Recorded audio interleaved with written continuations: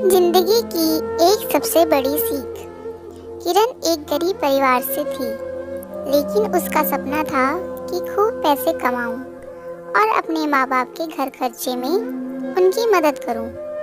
इसीलिए किरण ने बीकॉम के पहले साल में जॉब करने का फैसला किया। वह पढ़ाई में अच्छी थी, इसलिए उसे जल्द ही नौकरी भी मिल गई। तनख्वाह ज़्यादा नहीं थी, लेकिन वह खुश थी कि कम से कम अपनी पढ़ाई का खर्चा तो निकाल सकती है। जॉब करते करते किरण को 1 साल हो गया था और फिर एक दिन अरुण नाम का लड़का जॉब करने के लिए आया। अरुण काफ़ी हैंडसम था और किरण के पास वाली डेस्क पर बैठा था। अरुण अमीर घर से था, लेकिन उसे काम करने का और अपने पैसे कमाने का शौक था।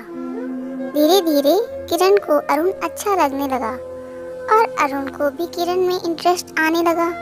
और एक दिन अरुण ने किरण को प्रपोज कर दिया।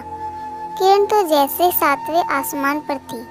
वह बहुत खुश थी कि उसे एक बहुत अच्छा लड़का मिल गया।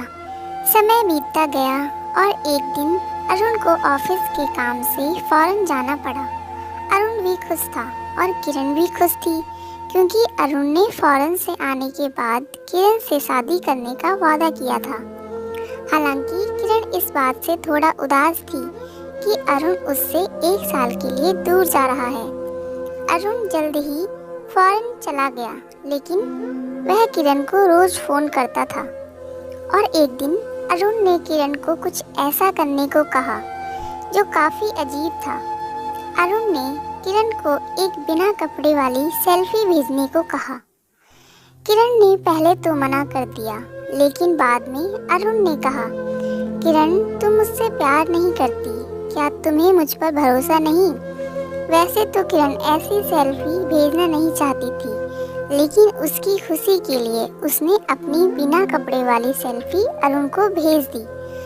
सब कुछ ऐसे ही चलता रहा, लेकिन फिर 1 हफ्ते के बाद किरण की दोस्त मिताली ने उसे फ़ोन कर कुछ ऐसा कहा कि उसके होश उड़ गए। मिताली ने कहा, किरण ये तुमने क्या किया?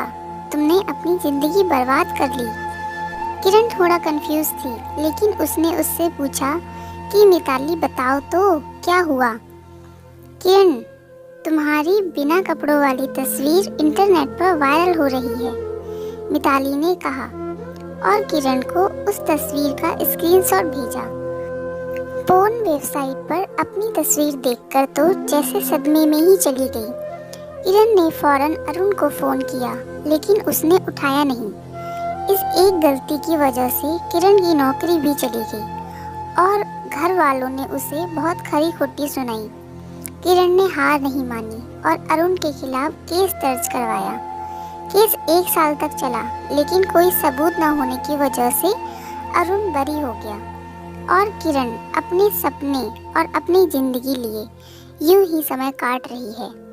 अब किरण अपने घर में बैठी बस यही सोचती रहती है कि आखिर उसने ऐसी क्या गलती की कि उसको इतनी बड़ी सज़ा मिली।